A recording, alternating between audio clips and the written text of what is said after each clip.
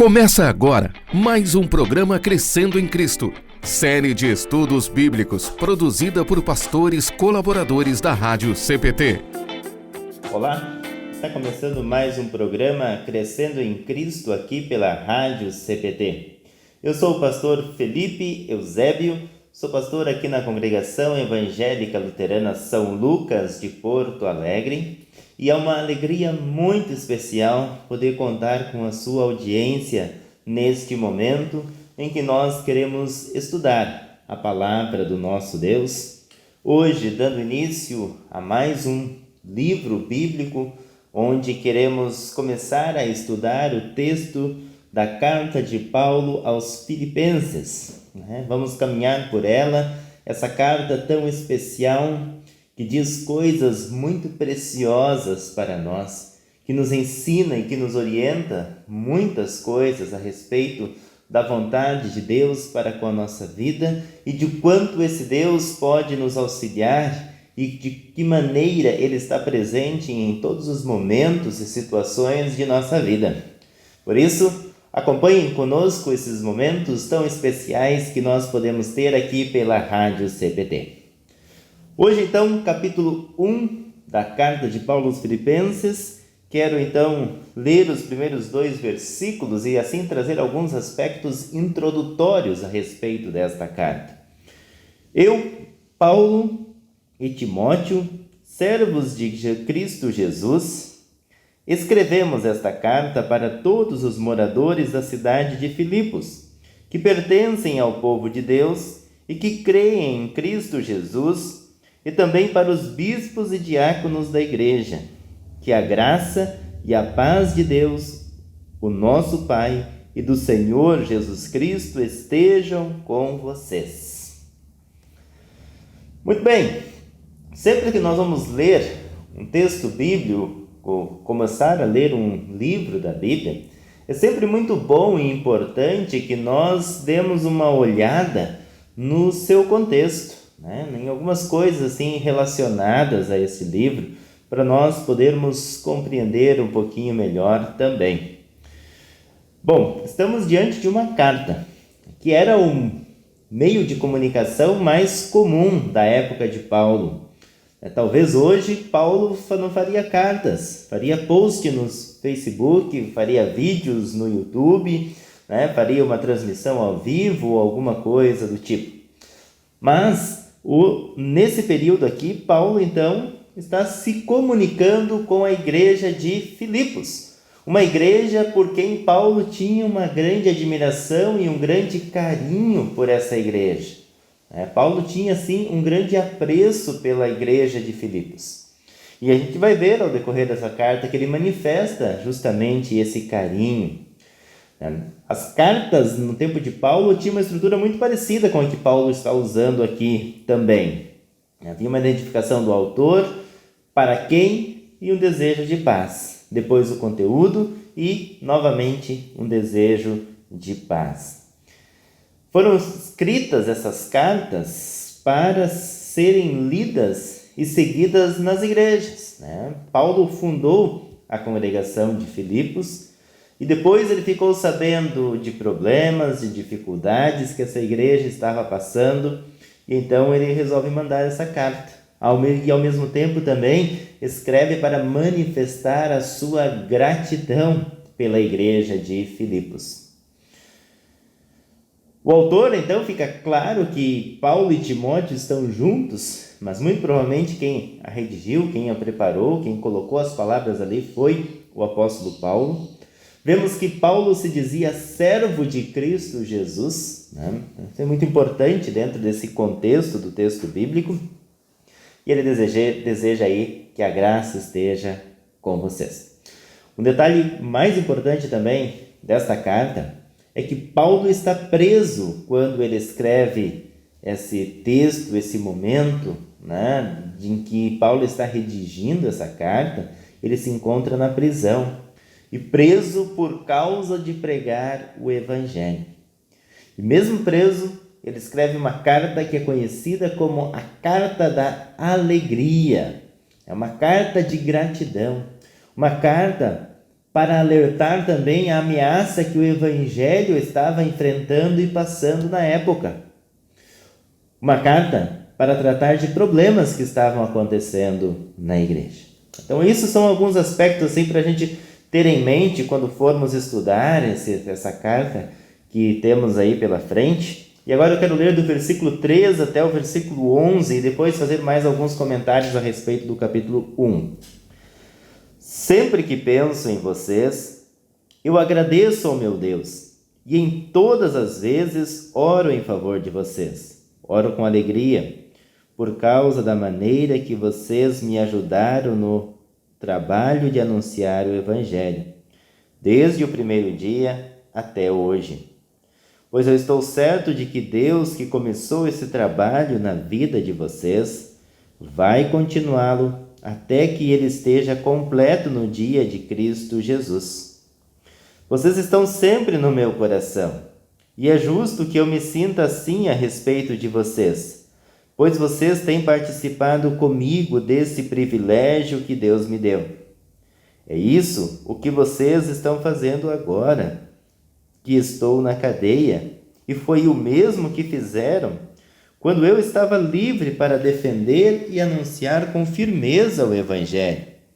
Deus é testemunha de que estou dizendo a verdade, quando afirmo que o meu grande amor por todos vocês vem do próprio coração de Cristo Jesus. O que eu peço a Deus é que o amor de vocês cresça cada vez mais e que tenham sabedoria e um entendimento completo, a fim de que saibam escolher o melhor. Assim, no dia da vinda de Cristo, vocês estarão livres de toda impureza e de qualquer culpa. A vida de vocês estará cheia de boa qualidade, que só Jesus Cristo pode produzir, para a glória de Deus e o louvor do nosso Deus. Muito bem, temos aqui Paulo, então, manifestando a sua gratidão, né? Lembrando que desde o início aqueles cristãos estavam com Paulo, né? Paulo reconhece isso, que eles foram importantes para o trabalho de pregação do Evangelho que Paulo realiza. Ele ora pela igreja, né? Nos lembra aí uma tarefa importante que nós temos como cristãos, que é de orar pela nossa igreja, né? Seja orar pela nossa igreja nacional, pela diretoria dessa igreja, pelo conselho diretor de nossa igreja. Seja orar pelo nosso seminário que forma e prepara pastores para a nossa igreja. Orar por cada congregação, pelos membros desta igreja. Orar pela nossa congregação.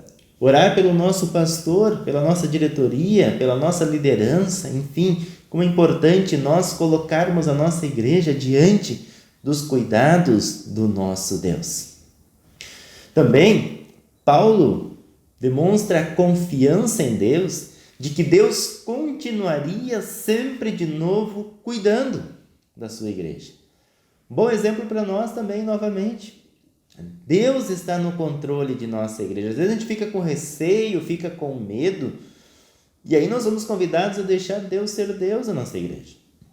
Talvez haja problema quando de repente há muitas intervenções humanas, muita gente querendo arrumar jeitinho para que as coisas aconteçam na igreja. Mas nós precisamos deixar que Deus seja Deus, que Ele faça o seu trabalho. Nós fazendo a nossa parte, participando, nos envolvendo, testemunhando, nos colocando à disposição, colocando os nossos dons, o nosso tempo, os nossos bens a serviço do reino de Deus e deixar que Ele siga com o seu trabalho. O conteúdo da oração de Paulo tem a ver com o amor. Que o amor cresça cada vez mais. Que o nosso amor cresça cada vez mais. Que o teu amor cresça cada vez mais. Que na tua igreja se possa notar e perceber esse amor de Cristo refletido nas pessoas que lá frequentam, nas pessoas que ali participam. Paulo diz que tenham cada vez mais sabedoria e entendimento. Nós também precisamos de sabedoria de entendimento. Precisamos de sabedoria para tomar as melhores decisões, para conduzir a nossa vida, para conduzir tudo aquilo que nos acontece. E que eles saibam escolher o melhor. né? Quantas escolhas nós fazemos? Que todos nós sempre possamos saber escolher o melhor. E especialmente na questão espiritual, que nós sempre escolhemos o melhor. O Deus Pai, Filho e Espírito Santo, que vem ao mundo para nos dar perdão, vida e salvação. E não vem ao mundo para nos dar conforto e estabilidade de vida, mas para vir nos dar algo que nós sequer poderíamos comprar. E nós assim o recebemos dele gratuitamente pela fé que dele recebemos. Caminhando mais um pouquinho no nosso estudo, versículos 12 a 18. Meus irmãos, eu quero que vocês saibam que as coisas que me aconteceram ajudaram, de fato, no progresso do Evangelho, pois foi assim que toda a guarda do palácio do governador e de todas as outras pessoas daqui ficaram sabendo que eu estou na cadeia porque sou servo de Cristo. E a maioria dos irmãos, vendo que estou na cadeia, tem mais confiança no Senhor. Assim, eles têm cada vez mais coragem para anunciar a mensagem de Deus. É verdade que alguns deles anunciam Cristo porque são ciumentos e briguentos, mas outros anunciam com boas intenções.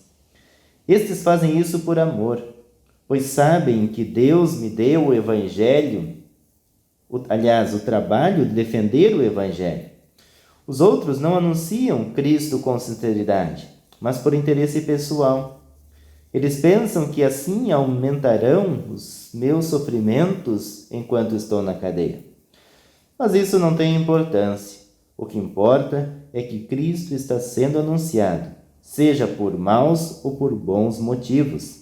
Por isso estou alegre e vou continuar assim. Notem que Paulo está na cadeia. E ele está na cadeia por causa de ser um pregador do Evangelho. Talvez muitos de nós correríamos um grande risco se fôssemos presos por causa de Cristo, de reclamarmos, de nos queixarmos, de murmurarmos, de dizermos: poxa vida, Senhor, logo eu que anuncio o Evangelho e o Senhor me permite que aconteça isso. Mas Paulo, ao invés de se queixar, de se vitimizar, ele vê a perspectiva de Deus, mesmo na cadeia, injustamente. Em que sentido? Os soldados romanos conheceram o Evangelho. Alguns cristãos, vendo ele na cadeia, aumentaram a sua confiança em Deus e na coragem para anunciar o Evangelho. Ou seja, alegria pela pregação, pelo anúncio do Evangelho. Porque o Evangelho está sendo anunciado, o Evangelho está sendo pregado. Nós, por vezes, vemos tanto o Evangelho sendo anunciado e não conseguimos olhar com gratidão a Deus pela obra que Ele vem realizando por meio da sua igreja, das mais diversas formas, dos mais diversos modos, onde mesmo numa pandemia, nós temos a graça de, se quisermos, termos fartura da palavra do nosso Deus, seja de forma online, seja naqueles locais onde é possível, de forma presencial, e por aí vai. Mas fica um convite para nós, que a razão da nossa vida seja viver para que possamos colocar pessoas no céu, para que possamos continuar anunciando Cristo para todos. Texto que nos ajuda a olhar as circunstâncias e lembrar que Deus continua no controle de todas as coisas. Mesmo que nós estamos vivendo essa pandemia que parece interminável, onde nós passamos o ano todo passado numa expectativa de uma vacina, que ela chegou e que está sendo usada, ainda que lentamente, mas que em si não soluciona 100% dos problemas. Ou seja, parece que essa pandemia não tem fim, parece que a gente não consegue ver uma luz no fim do túnel. Ainda assim, nós precisamos lembrar que Deus está no comando. Deus continua no controle desse mundo. Nada fugiu ao controle de Deus. A nossa vida continua nas mãos desse Deus. A nossa salvação continua sob esse cuidado de Deus. E todas as coisas boas que Deus tem para nós ainda neste mundo não são nada preparado ao que Deus tem preparado para cada um de nós. Esse é um grande conceito muito importante que nós temos e que nós vamos ver, que nós precisamos aproveitar realmente as circunstâncias para anunciar o Evangelho e perceber isso. Notem que Paulo vai colocar a partir de agora a sua vida sobre a graça e a luz de Cristo. Vamos dos versículos 19 até o 26.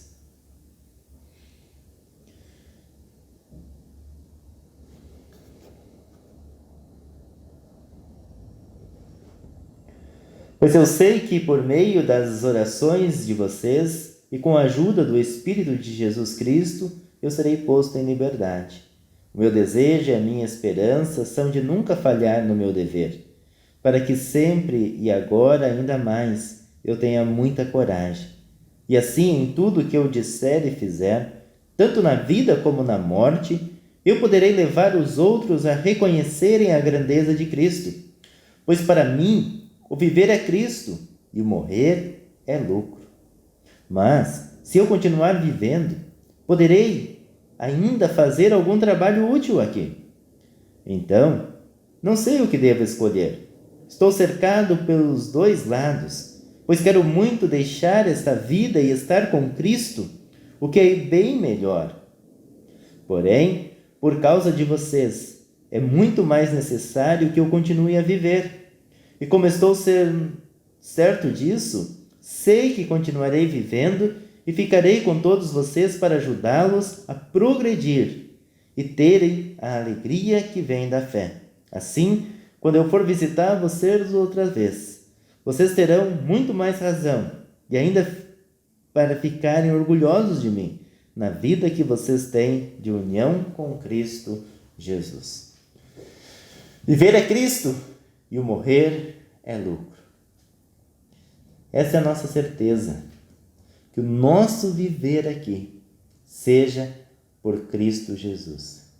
Que Cristo nos anime, que Cristo nos fortaleça, que Ele nos ajude, que Ele seja a razão da nossa vida e que o nosso fim último também seja de anunciar a Jesus aonde quer que Ele nos colocar. Paulo diz que o seu desejo é estar com Cristo, que todos nós também possamos ter uma fé, uma confiança na nossa salvação e na vida que Deus tem preparado para todos nós, para que o nosso coração se encha da ardente expectativa de estar com Cristo, o que com certeza é incomparavelmente melhor. Nada se compara ao que Deus tem preparado para todos nós. Para cada um de nós, para todo aquele que deposita a sua vida e a sua confiança em Cristo Jesus. Terminando aí o nosso capítulo, agora o mais importante é que vocês vivam de acordo com o Evangelho de Cristo. Desse modo, tanto se eu puder ir visitar vocês como se não puder, eu saberei que vocês continuam firmes e unidos, e saberei também que vocês, por meio da fé que se baseia no Evangelho, estão lutando junto, com um só desejo. Não tenham medo dos seus inimigos, sejam sempre corajosos, pois isso será uma prova para eles de que serão derrotados e de que vocês serão vencedores. Pois é Deus quem dá a vitória a vocês, porque Ele tem cuidado de vocês. O privilégio de servir a Cristo não somente crendo nele, mas também sofrendo por Ele. Agora vocês podem tomar parte comigo na luta. Como vocês sabem, a luta que vocês viram que eu tive no passado é a mesma que ainda continua. Que nós possamos viver de acordo com o Evangelho. Que nós possamos viver à luz da palavra do nosso Deus, com essa ardente expectativa. Que nós possamos caminhar aqui, rumo à vida eterna no céu. Caminhar com alegria, na certeza de que Deus já aqui se faz presente em nossa vida e está do nosso lado em todos os momentos e em todas as circunstâncias. Que Ele nos mantenha firme nesta fé. que Ele nos dê sempre a certeza da salvação em Cristo Jesus. Que assim seja, hoje e sempre, e em toda a nossa vida.